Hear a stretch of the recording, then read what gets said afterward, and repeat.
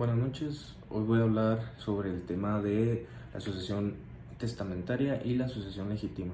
Antes de entrar en el tema, primero hay que entender lo que es la herencia. Pues la herencia es la sucesión de todos los bienes del difunto y de todos los derechos y obligaciones que no se extinguen por la muerte. Puede ser vacante, yacente, aceptada y divisa. El testamento es un acto personalísimo, revocable y libre, por medio del cual una persona capaz transmite y/o dispone de sus bienes y derechos, declara o cumple deberes para después de su muerte. Esto quiere decir que una persona puede dejar escrito a quién quiere, después de su muerte, de quién quiere dejar sus bienes, sus derechos, y también pone el nombre de quien debe cumplir los deberes para cuando él muera. El concepto de sucesión también es el medio por el que una persona ocupa en derechos el lugar de otra, es decir, lleva implícita la sustitución de una persona por cuanto a su titularidad de derechos y obligaciones por otra que los adquirirá a falta de la primera.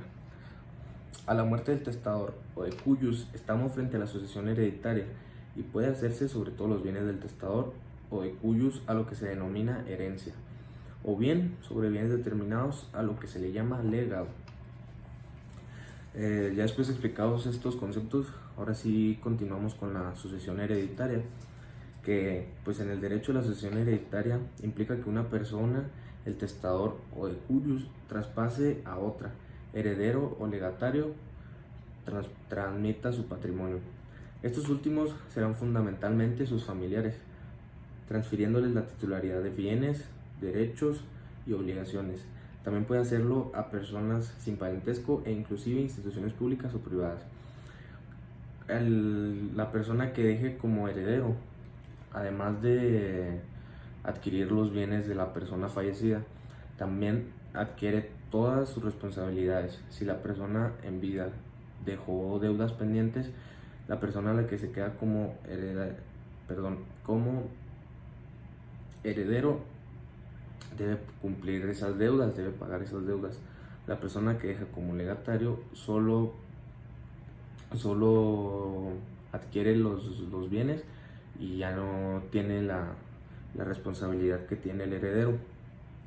La herencia es la sucesión en todos los bienes del difunto y de todos los derechos y obligaciones que no se extinguen por la muerte, lo que decía anteriormente, que serían las deudas. También pues hablando ya en la sucesión testamentaria, el testamento es un acto personalísimo, revocable y libre, por medio del cual una persona capaz transmite y/o dispone de sus bienes y derechos, declara o cumple deberes para después de su muerte. El testador es la persona capaz que dispone de sus bienes y derechos a través de un testamento. En los términos de ley existen elementos a considerar en una sustitución testamentaria por el testador. El número 1 sería que el derecho del testador a disponer, mientras se encuentra con vida, sobre la transmisión de sus bienes para después de su muerte. Esto quiere decir que el testador puede especificar qué bienes se quedan para qué persona. El deber del testador de dar cumplimiento a las obligaciones y deberes que guarda con respecto a su cónyuge, hijos y otros familiares con quien los tenga por disposición de la ley. El número 3 es dar cumplimiento a cualquier otra obligación frente a terceros o que tenga con arreglo a la ley. Esto es exactamente lo que les comentaba anteriormente, que la persona que se quede como heredero debe cumplir ya sean las deudas o cualquier otra obligación que tenía la persona fallecida. Respecto a las disposiciones del testamento, se pueden señalar algunas reglas de interpretación como son las siguientes.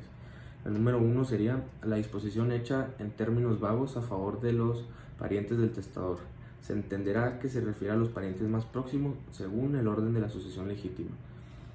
La número 2 sería que toda disposición testamentaria deberá entenderse en el sentido literal de las palabras, a no ser que aparezca con notoria claridad que fue otra la voluntad del testador. La número 3 sería que en caso de duda sobre la inteligencia o la interpretación de una disposición testamentaria, Se observará lo que parezca más conforme a la intención del testador, según lo estipulado en el testamento y alguna prueba auxiliar que presenten los interesados.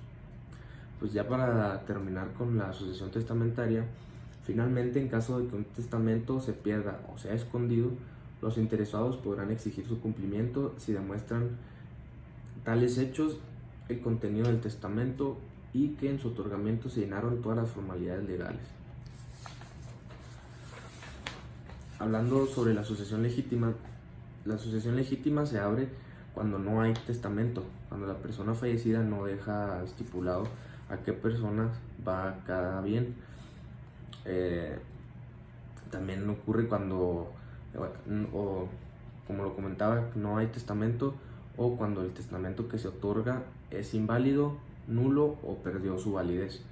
Cuando el testador no dispuso de todos sus bienes, cuando no se cumpla la condición impuesta al heredero y cuando el heredero muera antes que el testador. No acepta la institución de heredero o cuando es incapaz para heredar si no se ha nombrado sustituto. Este tipo de sucesión es una sucesión que se tramita por disposición de la ley y es supletoria de la testamentaria. Se presenta cuando el de cuyus no ha otorgado testamento, cuando existe inobservancia de las formalidades de ley o tratándose de herederos que no pueden acceder al hereditario de cuyus.